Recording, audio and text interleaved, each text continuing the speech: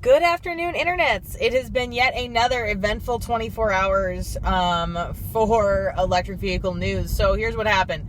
PepsiCo yesterday ordered 100, that's right, 100 of the Tesla electric semi-trucks. Now that is the largest order placed by any single company so far, which is very exciting. I'm getting this from Reuters, by the way, if you're wondering what my source is.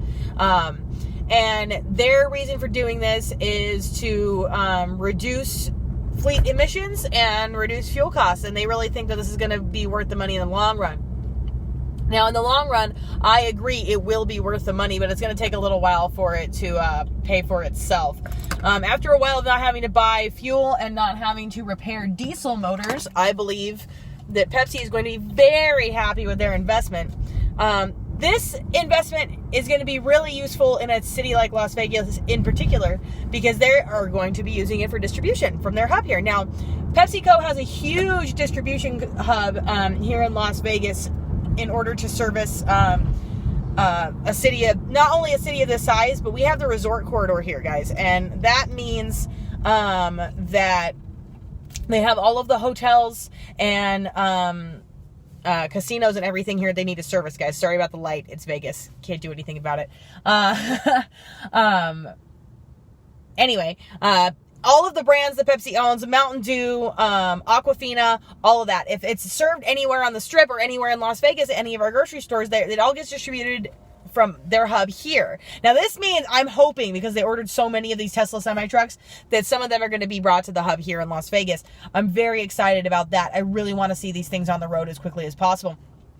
The 500-mile range shouldn't be a problem in the slightest with something in town like what they're proposing here in Vegas. So I'm excited about that too. I am curious to know what the range actually is. Is that 500-mile range going to be fully loaded, or are they going to have an understandably shorter range altogether with a vehicle filled with liquids? Now, the only thing that makes me curious about that is my own personal experience loading a truck full of liquids. So, I volunteered at a concession stand for a high school, and the goal was for us to raise enough money over the course of a season to buy new equipment for the football players of the high school, which we did achieve that goal. Everybody got new NFL grade helmets at the end of our season, so that was awesome. But in order to run the concession stand, we had to personally, Rob and I sourced all of the things that we needed for the concession stand, and we went and picked up everything from Sam's Club, all wrapped up in a pallet. We'd place an order, and somebody with a forklift would come and drop a pallet into the back of our 1992 Chevy pickup truck. And we love that truck. It's a wonderful truck. But I noticed, when it was a pallet filled to the brim of Powerade or a pallet filled with water, like, I watched what that did to the suspension in this light duty pickup truck, and it would compress it all the way down to where the thing looked like, it looked like we lowered it in the rear, and that was a small scale. That was one pallet filled all the way up with sodas, with water, with Powerade, with whatever.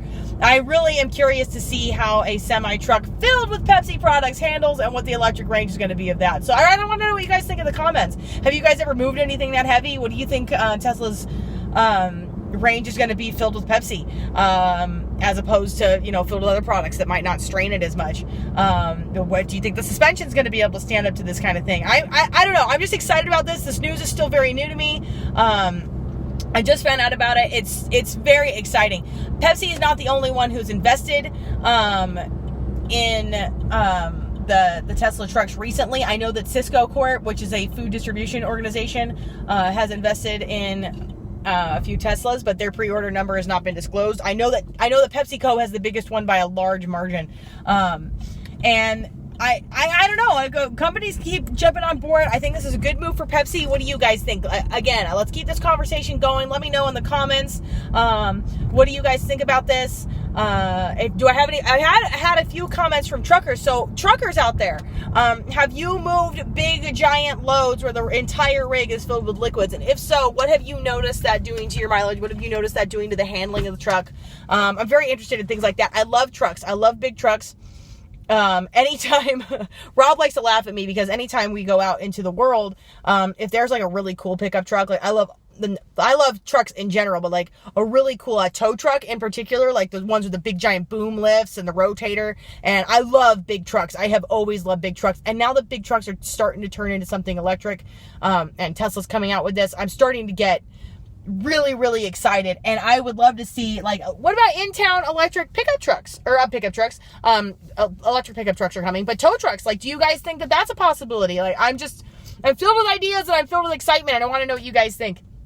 So, I think that's all I have for today. But as always, please remember to like, subscribe, and smile. I'm Catherine with EVs of Nevada, signing out.